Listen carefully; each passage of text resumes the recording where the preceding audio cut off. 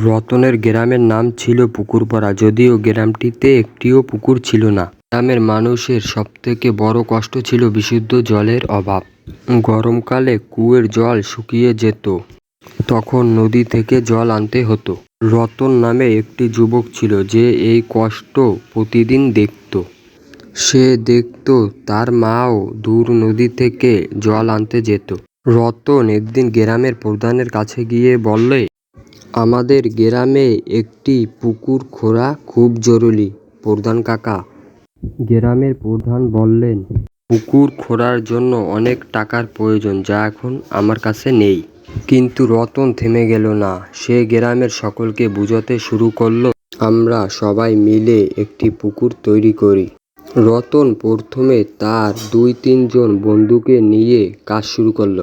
কিছুদিন পরে গ্রামের মানুষজন পুকুর তৈরির কাজে সাহায্য করার জন্য এগিয়ে আসলো। অবশেষে তারা একটি পুকুর তৈরি করলো। সেই দিন গ্রামের প্রধান রতনকে বলল, তুমি প্রমাণ করে দিলে যে কিভাবে টাকা ছাড়াও বুদ্ধি দিয়ে সবাই মিলে একসাথে কাজ করতে হয়। সকলের পানির কষ্ট দূর হলো।